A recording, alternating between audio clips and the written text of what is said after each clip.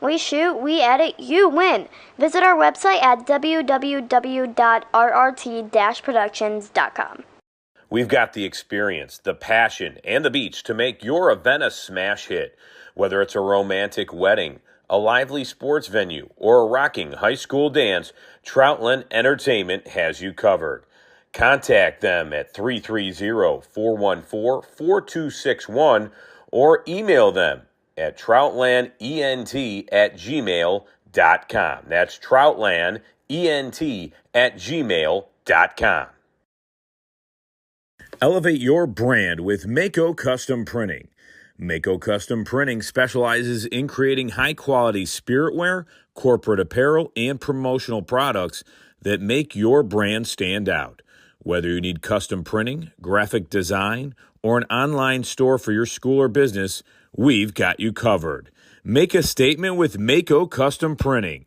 Visit us at mako.com to start your custom printing journey today. That's MEHCO.com.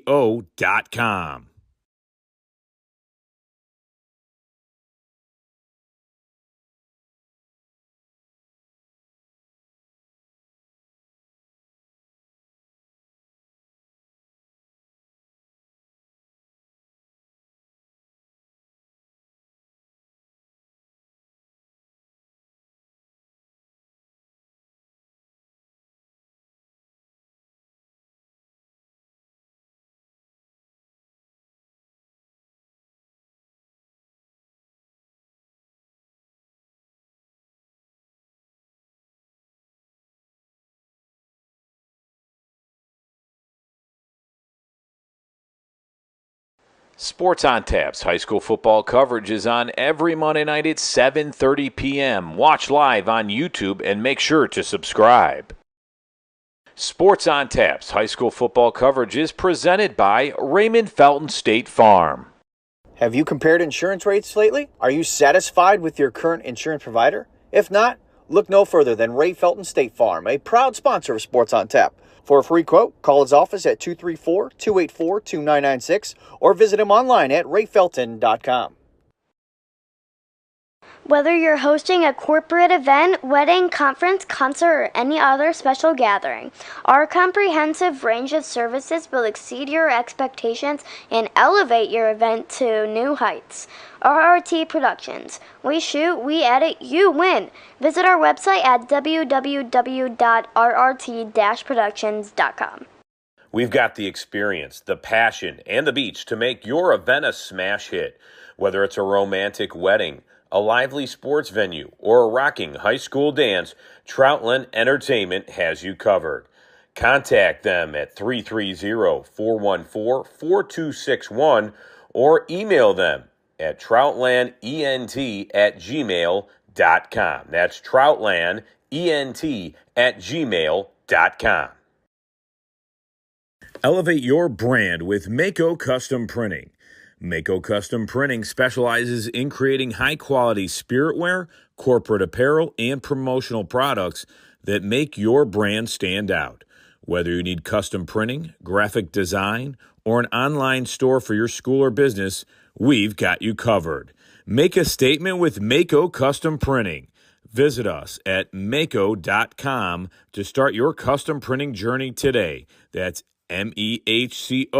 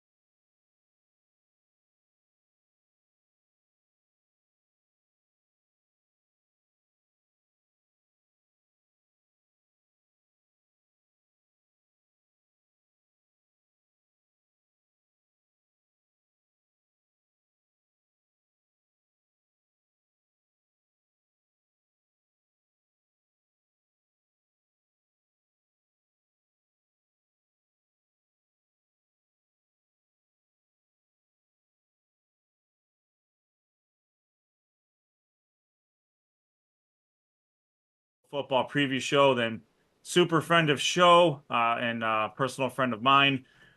We are joined by the head coach of the Berea-Midpark Titans. He is going into his 10th season. I looked it up, John. Ninth. Dude, it's not the ninth. It's not. Oh no. Oh no. I started in 2016, Ed. It's ninth. 16, 17, 18, 19, 20. Oh, I started in 17. 21, 22, 23. You started in 17? 17, yeah. All right. 16, I was at Mass. So 17. I'll check the math. Get it together. I know that. Usually, I won't intro you with how many years you've been in because I'm afraid I'm probably going to get the years wrong. It's been so many already. Well, be that as it has been a lot. we will have you know what? Noah can stat check that for us because I need a backup because John. No, don't stat check anything for Ed, man. Don't do that to me, man. Fair enough. Listen, this guy's as competitive on the pickleball court as he is about how many years he's been at what school. But nonetheless, we're pleased to be joined by Coach Hunick, head coach of the Berea-Midpark Titans. 4-8 season last year, playoff victory though over Lorain in the first round. Before we go forward, we'd like to do a very quick recap of the past year. Really, besides the Avon game, SWC action, you guys were in most games. So talk a little bit about that and how you're heading that up going into this season. Well, we started the year off with a nice win over Brunswick, and then had a ton of injuries. Just had a rash of injuries throughout the course of the season. I know week 2 we lost probably our best wideout, Dylan Maddox, for the year, and then just got beat up a little bit with regards to injuries. So we ended up playing, I think, at one point of the year, 15 sophomores and 18 kids that were underclassmen. So, you take your lumps kind of with that, especially in those tight games. The kids that start used to playing on Friday nights in those games. And as the year went on, those last 5 games of the season, we really kind of turned it around, and those sophomores got their bumps and, really got a good feel for what it's like playing Friday nights. And you could see that at the end of the season, we started to play really well. Big games like Romston Falls and winning a playoff game round 1. I mean, that went played really tight in our second round playoff game. So that was a big turnaround for those kids. And I think a lot of good experience that'll pay off going into this year.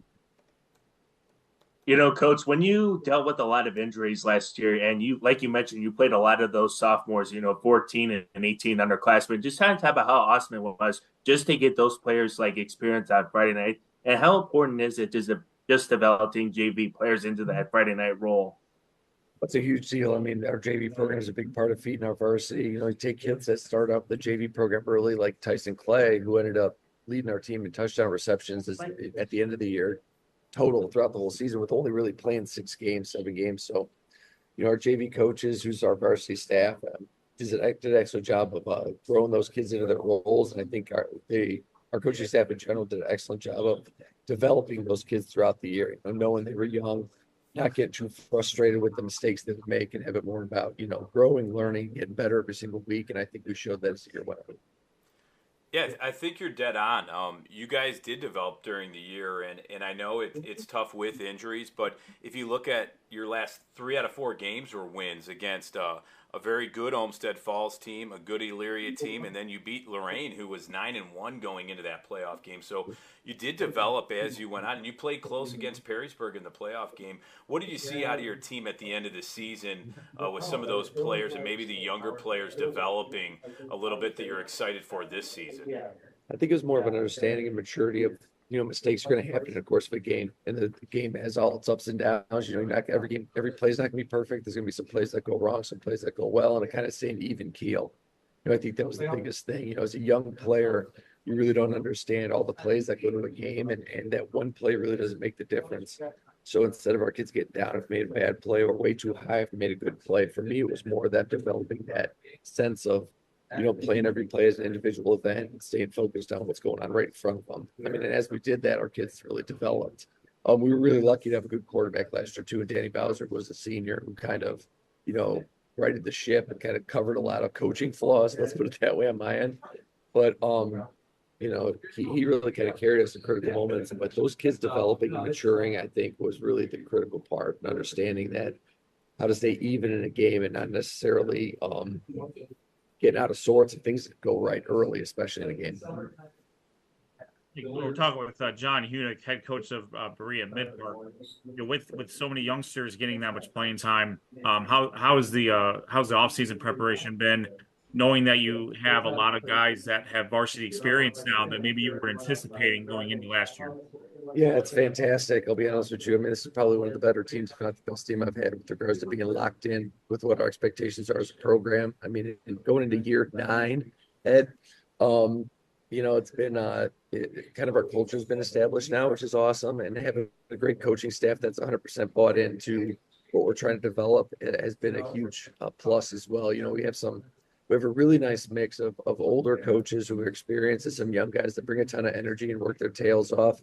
And I think that combination has really helped develop our kids. But like you said, having kids where you kind of know what to expect with them going into a year and then being able to see the development in the off season makes me really excited for what this year is going to hold for our kids. Coach, going into the non-conference schedule this year, you guys obviously open up the season week 1 against Brunswick, in which you won 34-27 last year. But this year in week 2 and week 3, you get 2 new opponents. You get Coach Creel and the Euclid Panthers. You get Coach Black and the Brecksville Bees. Just kind of talk about how those 2 opponents in week 2 and week 3 got into scheduling for you guys going into the 2025 season. Well, that playing new teams, and especially in the I don't want to call it the preseason, because we kind of play at that as our team, to kind of feel out our team, kind of see where we're going in the conference.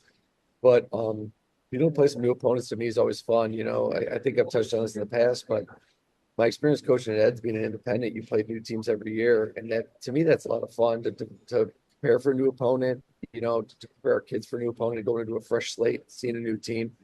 I think that's a lot of fun. I mean, Coach Creel's my dude. We coached together in the North-South game a couple of years ago, which was great. So we became pretty good friends through that. So playing somebody you have a good relationship with is always fun, because after the game, you kind of have an honest discussion of, what you saw and what you think you could do better at. So having that opportunity is great.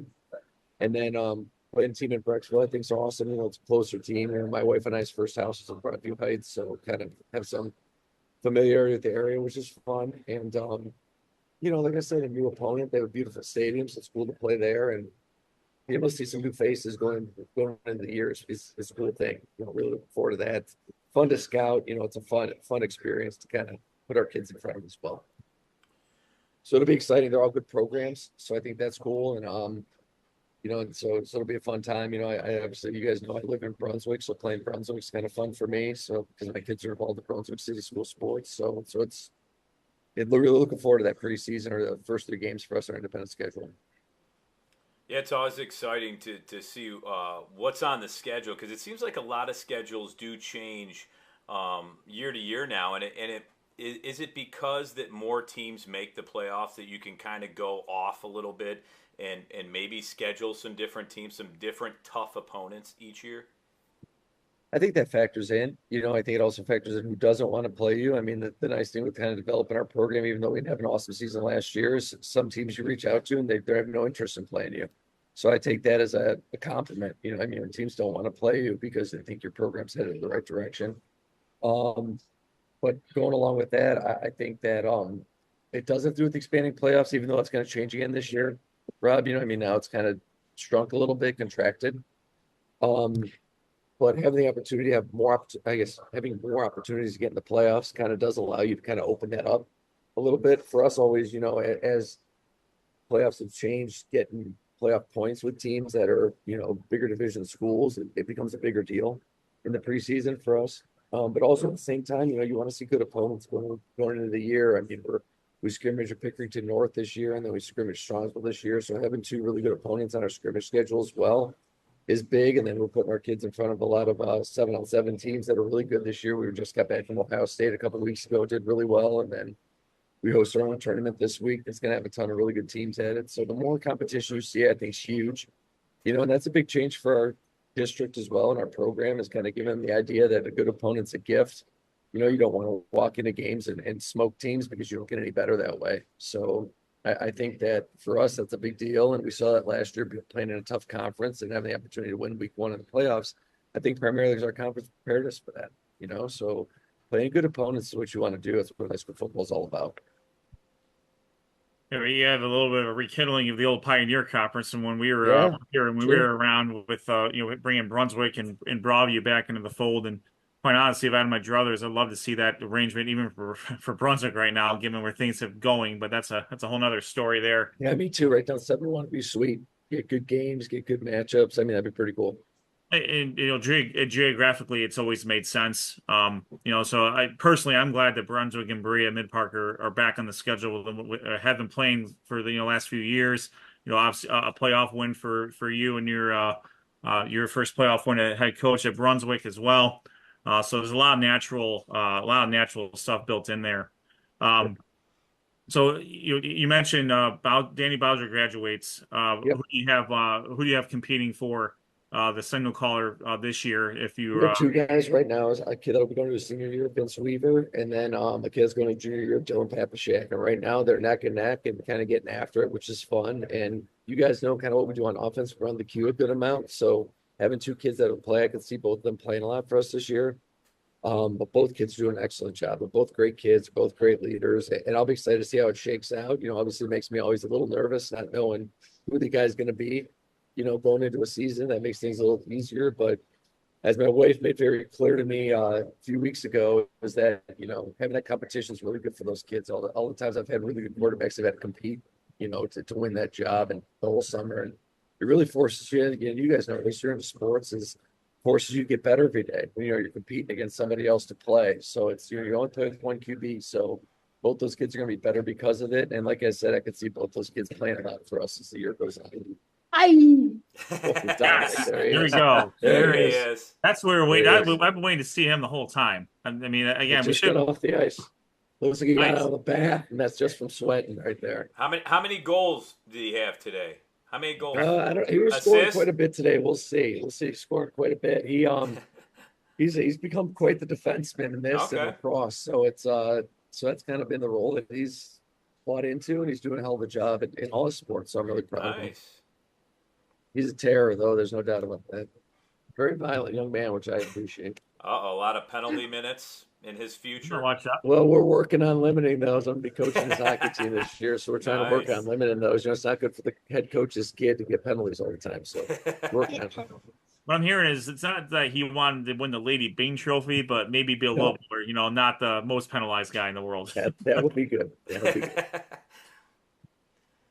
Coach, this season, one of the biggest thing is that the Browns really put out is a new $7,000 field community stadium for you guys to play for the future, and that just kind of talk about how awesome it is just for your program to be able to play in that field in a few years. It's pretty sweet. It's the Browns have always been excellent to us, to be honest. Noah. They have been excellent with regards to supporting us, not just building the stadium, which is going to be fantastic because BW is a great venue for us. There's no doubt about that. It's right next to our school. But having something that's, I guess, even though other teams will play, it'll be more our own, I guess, would be a benefit.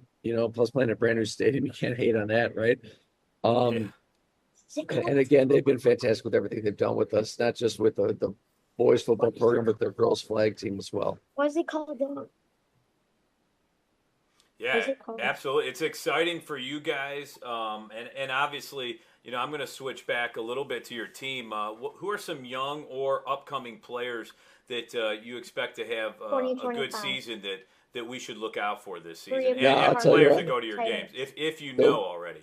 The list is long and distinguished, my man, because we have so many kids coming back. I think we returned, like I said, 18 starters. So that'll be really good for us. I would say, besides the two quarterbacks we already mentioned, our offensive line is really loaded with all kids that return. It's Cal Maloney, who will be a two-way guy for us on offense defensive line. Nick Hanchuk will be the same thing. Sean Lagina plays offense defensive line for us, will be excellent. Gabe Bagger, who will be our center. And that's on the offensive line. And then a receiver, all of our receivers return. So, like I previously mentioned, Dylan Maddox, who I thought was who still think is Division I caliber wideout, missed pretty much every game after week 2 last year for us, and he's really tearing it up in the preseason here for us. So Dylan Maddox, and then we have a group of junior receivers / defensive backs that'll really be fantastic for us. Nate Byland will be at safety. Andre Alexander will play corner and safety. Mason Price will play corner. Tyson Clay, like I previously mentioned, will be our slot receiver. And then Nick Reese is really be a kid to definitely keep your eye on because of how good he is in the slot for us as well. So those kids are all excellent. Arpon Tamang will be our tailback. We had started a freshman as the end of the year last year due to injury, Xavier Harden, who really played well for us in our playoff game and in both our playoff games. So he'll do an excellent job. Jake Sekula returns the linebacker, be a 3-year starter for us. It kind of runs that linebacker core for us.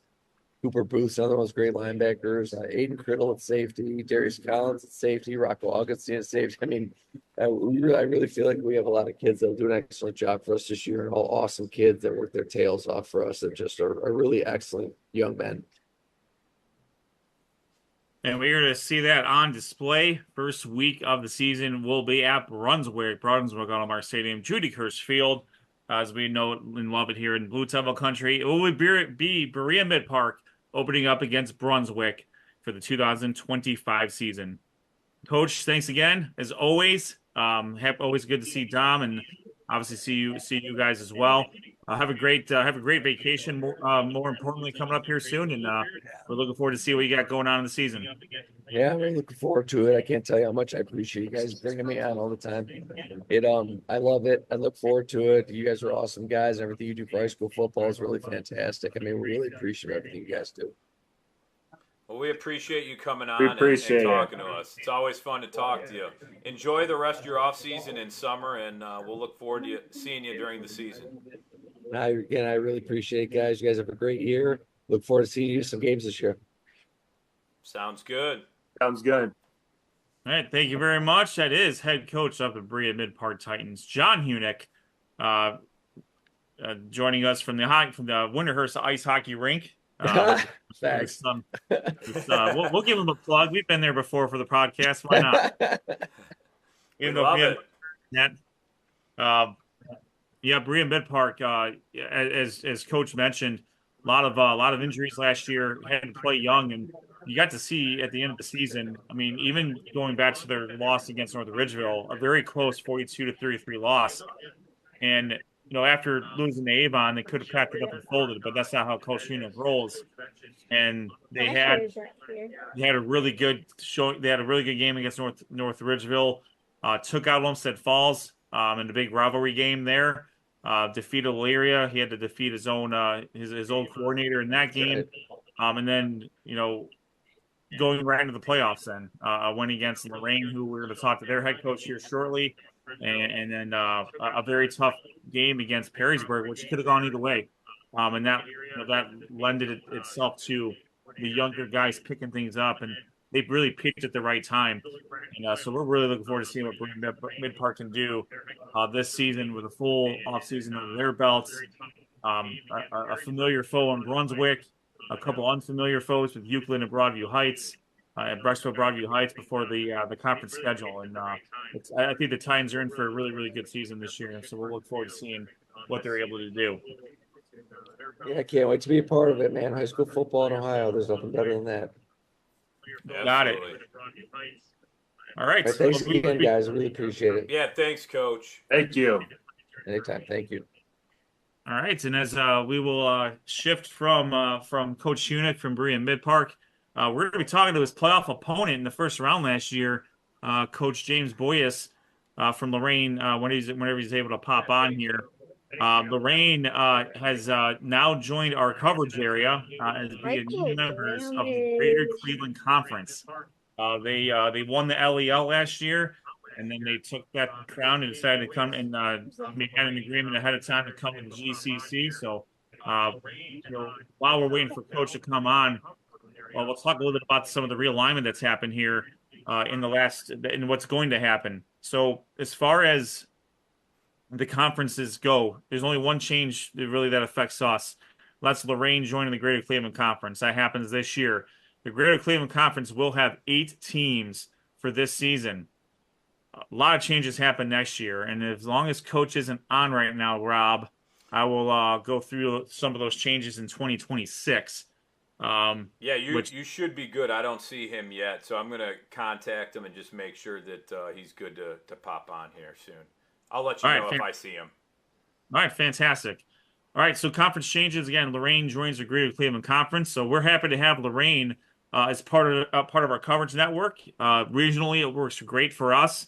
We're looking forward to seeing them establish some new rivalries with the Greater Cleveland Conference. Brunswick and Strongsville are probably the two closest opponents now at this point. Medina, at least for one season, as well, and as well as the East Side schools in Cleveland Heights, Shaker Heights, Mentor, and Euclid. In 2026, things go crazy. So the first big move, Medina leaves the Greater Cleveland Conference. They are going to the Suburban League National Division or National Conference. That's a huge move. I mean, regionally, it makes sense. We know that Medina has a lot of relationships with those schools out there. They already play Wadsworth and Hudson as non-conference opponents. Now they're just being joined as conference opponents. Kenston and Mayfield will leave the Western Reserve Conference. They will join the Suburban League. Riverside will leave the Western Reserve Conference. They will join the Greater Cleveland Conference, taking Medina's place. Cuyahoga Falls, Kent Roosevelt, and Talmadge will leave the Suburban League American Conference and join the Metro Athletic Conference, which houses teams like Norton, Streetsboro, Field, and Cloverleaf. Now, there's going to be some realignment going on here. It's going to have to happen because three of those schools are American Conference schools that are leaving the conference. We know the Medina is going into the big school division.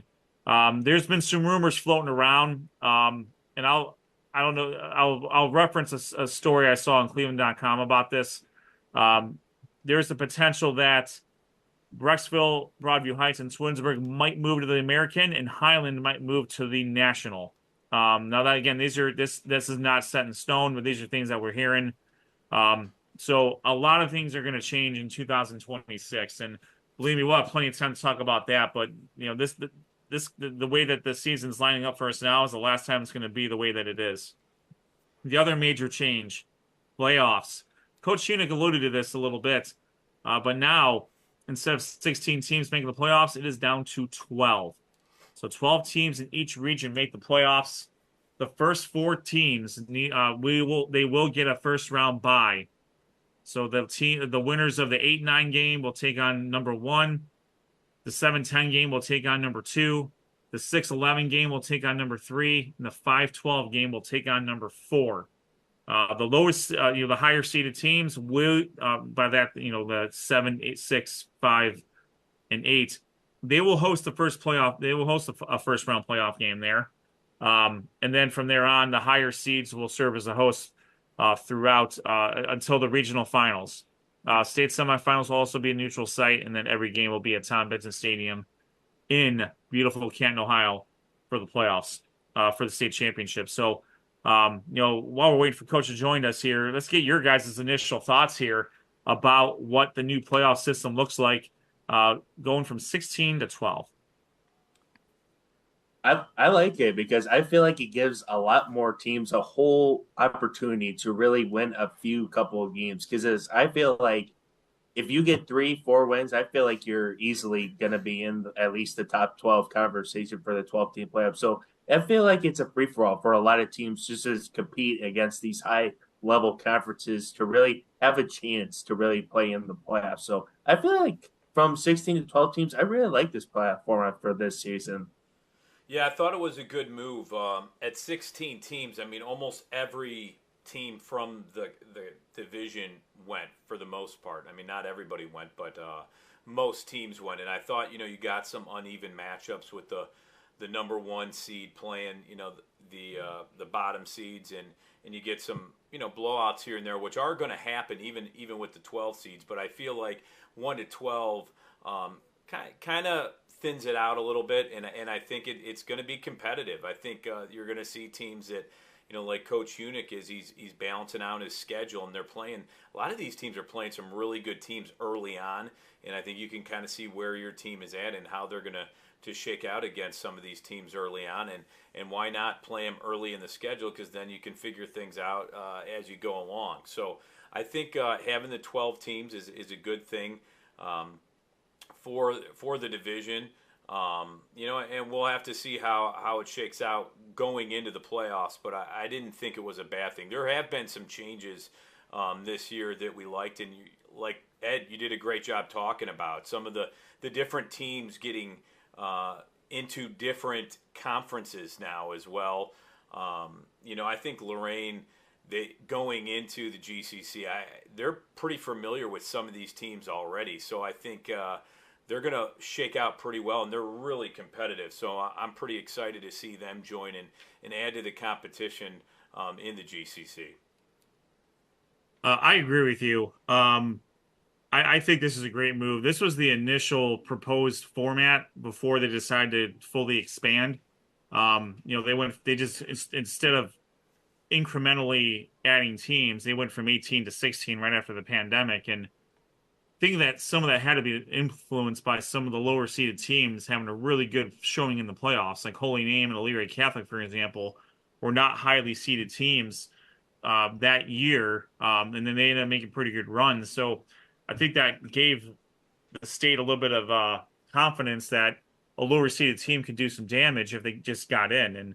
And, that is definitely the exception, not the rule. We have seen that over the years. For every 13 seed that ends up in the state championship game, there's a 16 seed that gets completely blown out and embarrassed for all intents and purposes. So, I think this is a great change. The teams that need to, the teams that are the best, they get a well-earned week off. I've had an argument, and it bothers me so much about college athletics, specifically at the Division I level, that they complain about how many games they have to play to win a national championship. When they're going cross country, I get it, but they also probably fly in their own private jets to get paid now to do it. High school athletes don't get paid. They have to play 16 games to win a state championship in the state of Ohio in a row with 0 breaks. Yeah. So I don't want to hear that. I really don't want to hear it out of the college athletes.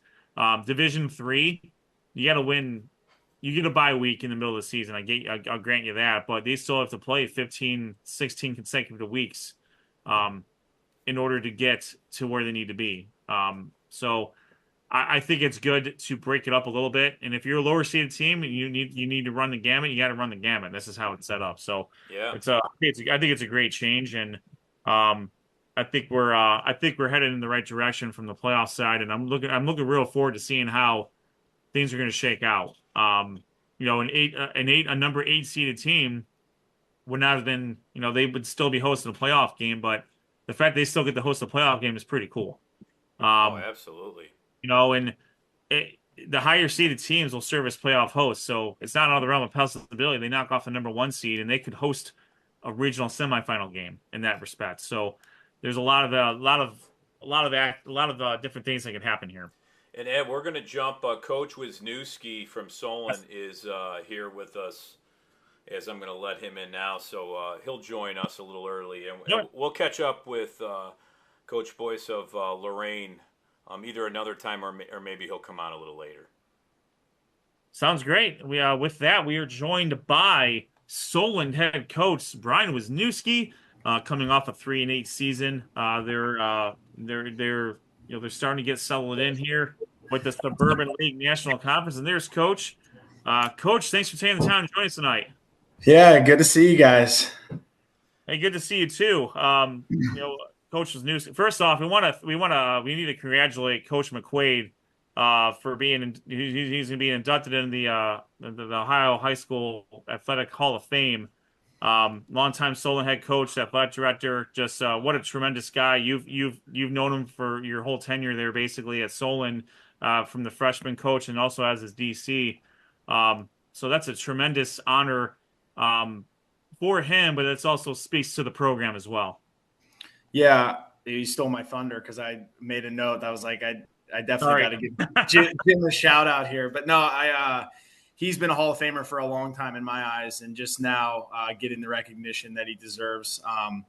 He's very uncomfortable getting this recognition. I can tell you that. He's a super humble person, and just he's always made it about everybody else. He's made it about the players, the guys that have helped him along the way. And, as a young coach, watching him do that, it just really helped me in my development. And, he couldn't be more deserving. Yeah, absolutely. So happy to give Coach McQuaid a shout out there. So generally before we go, we usually take a quick step back before we move a little bit forward here. Last season, uh, you started out pretty well, three wins out of the first 4 games, and then while they were competitive games, things seemed to went not the way you wanted them to. Again, real close games in the conference. Close games against Stone Monroe Falls, close game against Twinsburg, Brushwood Broadview Heights. You had Wadsworth on the ropes as well. Kind of similar to when we talked to Berea-Midpark. They had some real close games in their conference too. So I know it's a different team, but what can you take from some of those closer games in conference as you're preparing for this season? Yeah, I mean, I was listening to John talk, and it was, kind of ringing true to a lot of what we dealt with.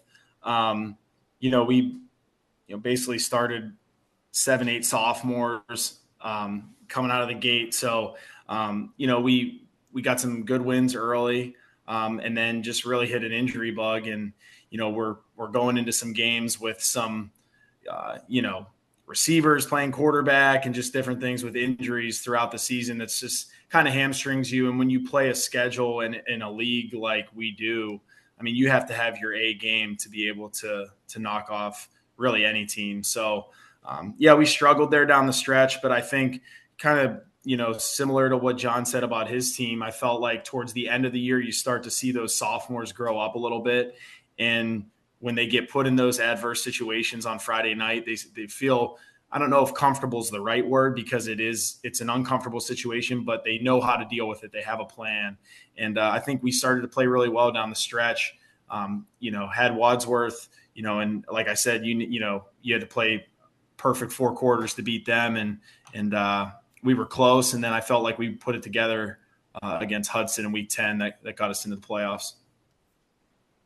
Yeah, definitely, Coach. And that sophomore class is leading a bright future for your program, and I definitely can see it. Just kind of talk about how that sophomore class has been really doing well for your program so far, and how they are leading the future for your program in the future. Yeah, I mean, I think like they certainly, coming into it, a lot of those guys have a lot of talent, but I think I'm impressed with the work ethic that comes around with it. And certainly, that's just one part of one piece of the puzzle. You got to have the class above them and the class below them kind of gel. And I feel like in this off season, that's what I've seen. I've seen our senior group really, gel with these guys. And that's what you need. You need good juniors and seniors to win on Friday nights, And I mean, guys like Brady Bush and Brock Stone and Brody Cohen, and Spencer Kramer, these are just all good, great work ethic guys that have really stepped up. Miguel Sierra, all guys that started for us last year that have just really, had a good off season. And I feel like, are setting up for a good regular season. Yeah, that's, having young guys can be tough, but how do you as a head coach now develop those players? You saw what they could do last year, and you probably saw progress. Even though you lost, a lot of close games, you were right there in the end. Now it's just getting over that hump this year and winning some of those close games. So how do you develop some of these players to take another step forward? Yeah, well, I think it starts with just honesty too with them. You gotta know, okay, what did we do well last year? What did you do well individually? What did we do well as a team last year? And then what didn't we do? Why didn't we close some games out in the fourth quarter? Why did we come up a little bit short here and there? And I think if you can identify the things with those guys, that really helps. And then I just think, keeping it about the team has been something that, I've just really tried to instill in these guys. And I think when, the quote I gave them today at practice was sometimes you, sometimes me, but always us. In that, some days it's going to be about you. You're going to get the ball. It's going to be your play. Sometimes it might be the guy next to you, but everything that we do is about us. And so I think for anybody in our program with that mindset, that's going to help us in the future. We're talking with Solon head coach Brian Wisniewski. Solon jumps back up into Division One for the first time in 4 seasons now.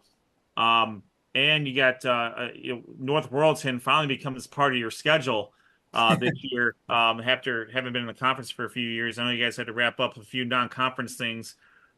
So some exciting things coming your team's way, and you're going to kick off against Kenston, no less, who's going to be joining your conference, and albeit probably in the other division here soon. So talk about the upcoming preparations. What you guys been up to? What have you guys been up to this summer in preparation for that game against Kenston?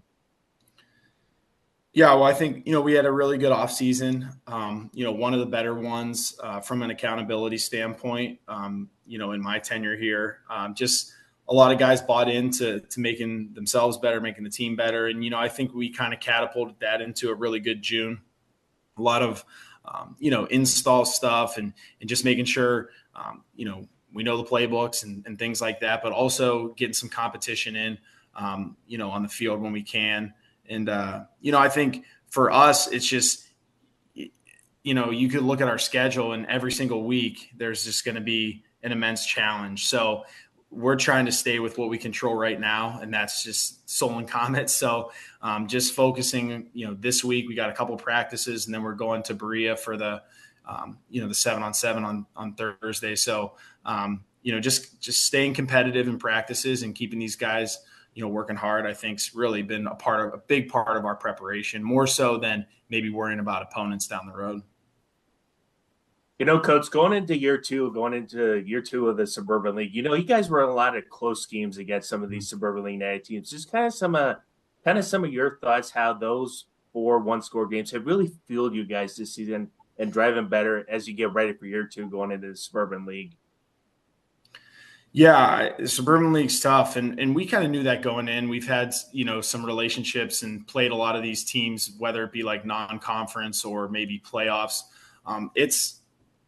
It's a really well-coached league. I mean, I think, going against some of these guys when I was a coordinator and also now as a head coach, I mean, just a lot of respect for the way they do things. And so, I think for us, it's just been about, we need to play a complete 4 quarters. We can't, come out hot and then kind of cool off in the fourth quarter, because against a good team, you're going to lose.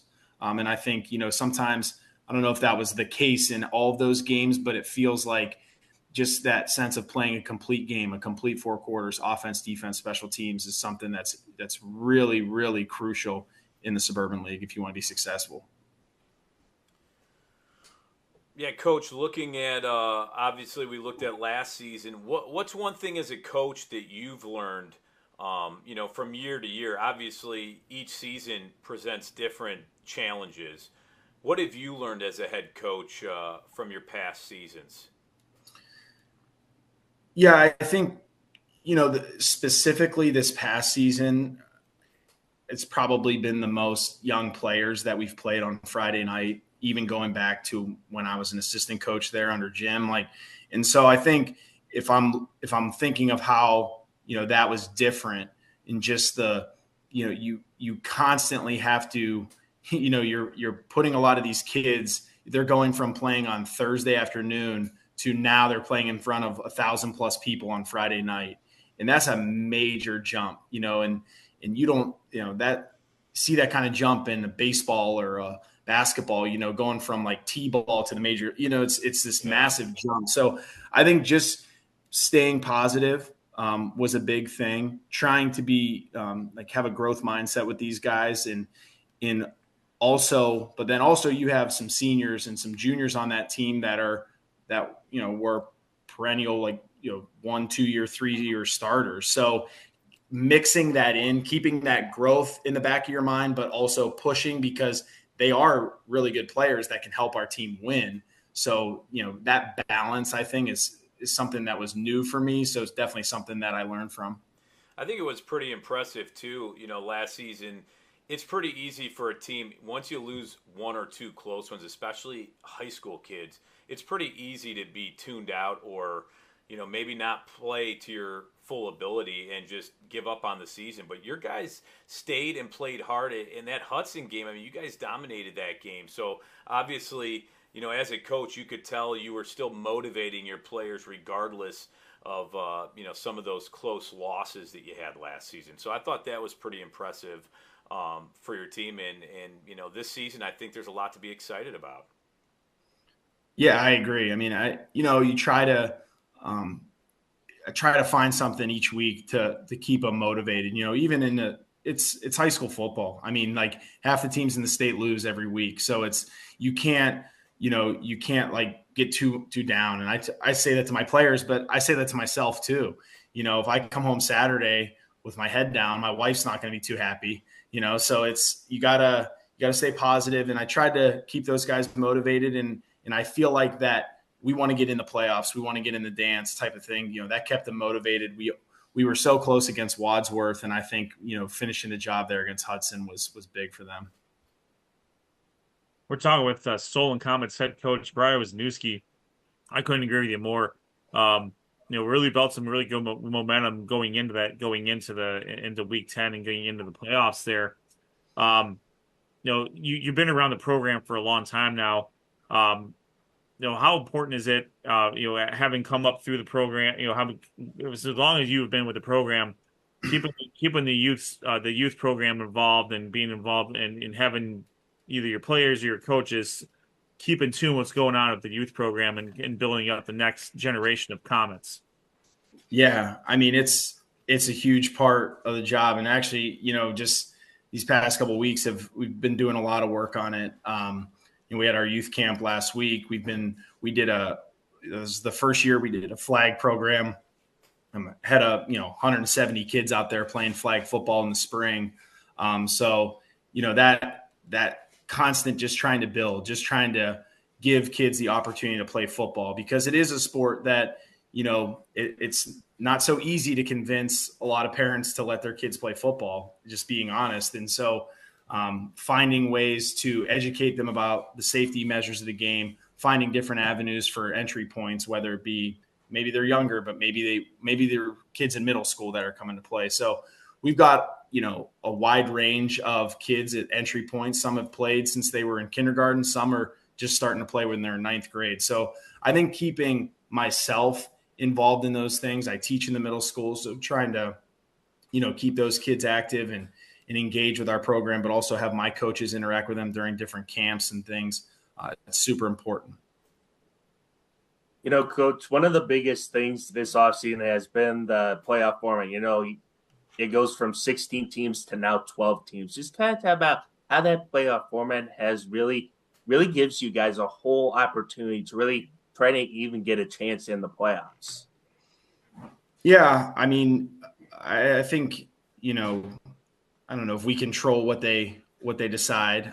Certainly they take our opinion, but yeah, I mean, I think there's some interesting things about it. I think when COVID happened and everybody made the playoffs, there was a lot of buzz about, wow, what a great opportunity to give everyone the chance to play in the playoffs. And then I think, they just make adjustments from there. So, I haven't seen like issues with anything. I mean, it'd be a great problem to have, but I would be interested to hear how people would use that bye in the playoffs. You'd figure if you're a top 4 seed, you're kind of on a roll. Maybe you win your last 3-4 games and you vault to that like top seed. Now you have a week off. So, what do? Do you practice light, hard? You know what I mean? Like, do you stay in the same routine? So, I mean, that's a great problem to have. So, but those types of things interest me. But as far as how many teams get in, you gotta, be competitive in your non-conference, and you really gotta be in the upper tier of your league to make the playoffs. And, I think that shows, we needed to win a couple league games to get in. And it came down to the wire for us. Beating Hudson got us in the playoffs. But, certainly I think, they say 8, they say 12, they say 16, we're going to do our best to win as many games as we can to not be on that bubble at the end. And with that, Coach, you mentioned a few players earlier in the interview. Who are some of the other kids that you're student athletes that you're relying on to make a big impact from you? And maybe are there any student athletes that we don't really know about that you think could have a big year? Yeah, Cooper Walker played both sides of the ball for us last year as a junior. He was our leading receiver and a really good defensive back. He's back. He's had a great offseason. Other seniors like Christian Nelson, AJ Jefferson, who's a 3-year starter coming back. Really those seniors and some other guys that stepped up. But, I think the other guys that I mentioned too in that class, Brady Bush, who started since he was a freshman, Kyer Robinson, Brock Stone, who I mentioned, Judea Ladd, Owen Lim, Leon Vlamick. I mean, we got a lot of guys coming back. We have 8 starters on offense and 6 on defense returning. So there's a whole slew of guys coming back that have played. We had a lot of guys that filled in. Yeah, it started at the beginning of the year, but we also had guys that had to play halfway point because of injuries. So a lot of guys that have gotten quality varsity experience that we're really excited about. Yeah, when you're able to build, you mentioned it, and you kind of echoed Coach Hunick. I mean, when you're able to, knowing that you have some good varsity experience that you maybe didn't anticipate last year, it kind of gives you a head start on what you got going on this offseason, because you have players that already have an idea what Friday nights are like now. Now they have a full season with that expectation that, hey, now it's time for you to contribute. Like, we need you here on Friday nights now. Now it's time to roll. Yeah, and I think it's like one of those things where you make it to the bright lights. You get on the field on Friday night, and that's such a goal for kids. You know what I mean? Like growing up playing youth football and middle school football, and you're going to these Friday night games and you're watching all these your heroes play, and then just making it to that point is such a goal. So I know for a lot of our guys that was a huge accomplishment for them. But now it's, what do we get now? How do we get better? How do we perform under those lights? And I think that's what I've seen from the offseason is guys that are locked in and bought into making it better. Hey, no doubt. I agree with you, man. Like I had the same. I'm starting to get goosebumps actually thinking about what it was when I was growing up here in Brunswick, and when I was able to finally get on the field on Friday nights, missing a lot of field goals as a junior, but that's beside the point. Rob jumps in as a senior, gets 2 picks against Ridgeville. Now he lives there. It's a tremendous feeling, and you described it perfectly, and it's a major thing. It's so cool. I mean, because in so much of like a lot of, and I just think it's the culture thing of like colleges and offers and what's next. And so many times everybody's so focused on like what's next or and all that stuff. And it's just enjoy high school football. I mean, it's so great. You're talking about those field goals, Rob's interceptions. I mean, those are the things that you remember forever. And sometimes, you just see so many people try to hit the fast forward button. And I wish, we would just let it play out and be where your feet are a little bit more. Yeah, I couldn't agree more. Slow down and just enjoy high school football, because once it's done, I tell you what, time flies. Yeah. When I was in college, I was ready for the real world. And then I'm like, wait, this is it? Oh, man, I want to go back. Right. Got to enjoy every moment. And high school football special, and like you said, the Friday night lights, it's a fun time, and there's nothing like it. So enjoy it. And we can't thank you enough for coming on tonight. It was great talking to you. Yeah, I appreciate it. It's so cool to, you guys do a great job, all year long. And it's sometimes, as a coach, some weeks you can follow, some weeks you can't, you get busy, but it was always nice to see your guys' consistency and, the effort you guys put into covering the sport, because it means a lot. It means a lot for our players, our families, and our program that, see their son on, an article or a video. It's pretty cool. So I appreciate you guys. Well, thank you, Coach. Thank you, Coach. We're looking forward to seeing how the Solon Comets do this year, and Solon will start their season Friday night, August 22nd at Kenston as they start their 2025 campaign. Coach, best of luck to you this year, and we'll see if we can get some of your players on as the season rolls on. Yep, for sure. That's who you really want to talk to. You don't want to talk to me. Talk to them. All right. Thanks, guys. I appreciate it. Thanks, Coach. Thanks, Coach. That is head coach of the Solon Comets, Brian Wisniewski, joining us. If I have my statistics right, this will be his 5th season as head coach at Solon. his first season. He took over in 2021. Again, as long as my research was okay. I'm not. I kind of wish John he was still online. I texted his wife that we were having an argument about this. So we'll have that. Those two can have they can deal with that offline. You know, we almost should go back and watch the last year's show because it was the same thing, I think, and I wonder what year he thought it was then. I think he thought it was his 9th year last year, I thought, but I could be mistaken. No, he thought it was his 8th. He would have thought it was his 8th year. It would have been his 9th year. Yeah, anyways, that's all right. Good stuff from Coach Wiznooki, and you know, as you mentioned, he found himself in the same boat in 2024. When a lot of your starters and probably your upperclassmen get hurt, I mean, you have to, especially in a program like Solon, a borderline Division I, Division II program, you know, it's next man up, and you have a lot of sophomores who are playing Thursday. You know, either they're going from playing as freshmen and maybe a little bit on Saturday mornings to no, you're not just dressing on Fridays. You got to play, and you got to do well because you're going against guys that are almost men. It's such a big adjustment, and you know, having seen how they were able to pick things up as year went on, and as you mentioned, it was a winning get in situation for them against Hudson, and they not only just won, they took it from Hudson, like took it to them, got themselves in the playoffs, and. You know, obviously it probably didn't go the way they wanted to, but making it was a do or die game in that situation. They pass with flying colors, like that's huge for a program as you're record wise not where they want to be, but as you're going into the season, there's a lot to hang your hat on, and for Berea-Midpark and Solon, a lot of underclassmen got real good playing time last year. They have a full season under their belt now of being expected to play on Friday nights. So it'll be interesting to see how they handle those expectations as high school athletes. Knowing, you know, as Coach Wiznooki mentioned, it's, you know, Friday nights they're special. You know, it comes and goes before you know it. Like this is our first high school football show of the year.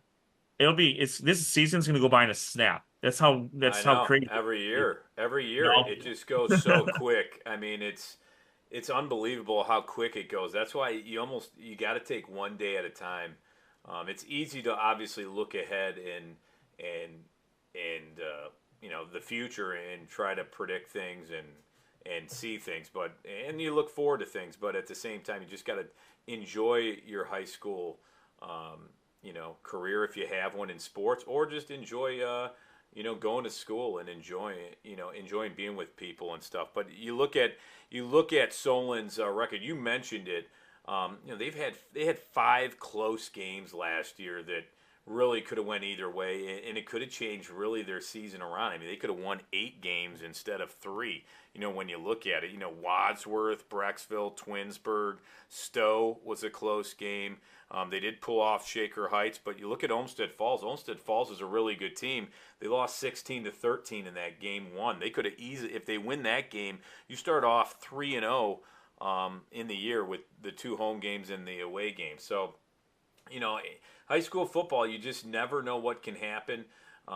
You know, like we talked to Coach Hunick, you know, you have a lot of close games, and if you pull any of those off, you know, it could have been a different season and a different outlook. But a lot of these coaches, I think the toughest thing is to keep these high school kids engaged if you having a losing season. It's easy for these kids just to be non-interested, I feel like, and to keep going and, you know, to keep playing through close games and then to pull that one out. That's pretty impressive to me.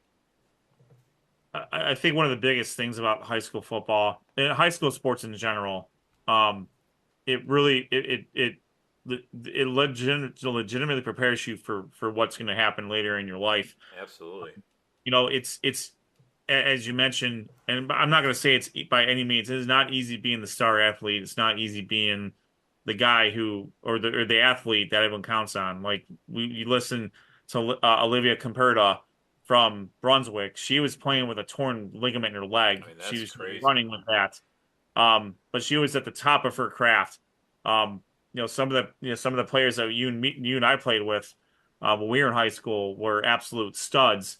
It was very hard for them, but you know what? It's equally as rewarding though for players who don't get a lot of the playing time. You need those players to Yeah. be engaged. You need those players who know that they're probably not going to be stars on Friday nights, even when they're seniors, to supplement the team to play because they love playing football, because they love playing with their friends, they love playing with they love having the jersey on and all that. Um, you know, you put your time in there, you show your resiliency there. Um, you've really gone through an experience at that point, and then as a senior, when you're a starter, your goal is to get everybody in the game at that point. Like you want to blow a team out so your friends who may not get a lot of playing time can get in there and get some snaps. Yep.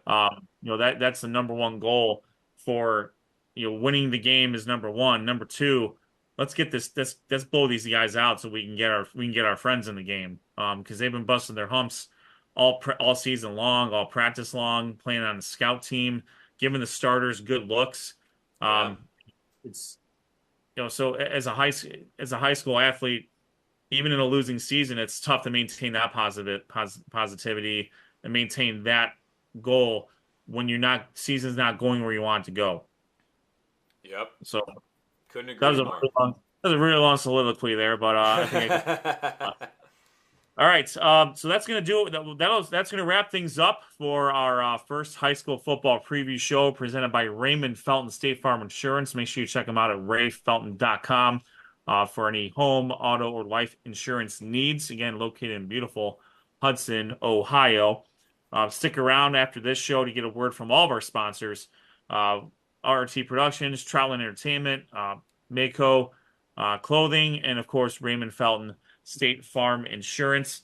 Next week, I don't know if we can announce this. If you want, I'm getting the okay. Yeah, you can. We don't think it's going to be live, but That's right. It will be posted, soon after. So look Our next for lineup of our next lineup of guests, we're looking at both from the Greater Cleveland Conference, at least for now. Coach Larry Laird from Medina and Coach Matt Gray from Mentor. We will look to get Coach Boyce from Lorain back on at a later time, so we can discuss the Lorain Titans. We definitely want to get definitely want to talk about Lorain. They're new to our coverage area here. We want to welcome them into to what we do, and have them promote their school and their program to our listeners and our viewers here. Well, one thing maybe I'll try to see if he'll come on the the 14th. Obviously, for the people out there that are watching this, it won't be live, but we'll record it and then look for it on our website, and I'll put the website up, sportsontappodcast.com. Look on our social media because we'll have all these interviews up on our YouTube page. So if you subscribe, as soon as we upload them, you'll be able to view all of our interviews that we'll be doing here in the summer. And obviously we'll be going out to games and doing highlight videos and stuff like that. So they'll be able to see that and interviews with players as well. So make sure you subscribe to our YouTube and keep track of Sports on Tap of what we're doing. And definitely keep an eye on what Noah Jacobson's going to be doing all season, all summer long. You think he gets a break? That's not the case. He might take a little bit of time off, but he'll be going to some camps and continuing on doing what he does best, and that's providing tremendous content, one-on-one interviews with coaches, and promoting players through that medium. So keep an eye on the aforementioned YouTube channels and our social media for when new content comes online from Noah Jacobson. He doesn't sleep, folks. He doesn't sleep. All right, that's going to do it for us tonight. For Noah Jacobson, Rob Troutman, Sean Duffy, and Josh Jeffy. My name is Ed Dick. This has been the Sports on Tap High School Preview Show, presented by Raymond Felton State Farm Insurance. We want to thank our guests John Hunek and Brian Wisniewski from Berea-Midpark and Solon, respectively, and we will see you on the other side.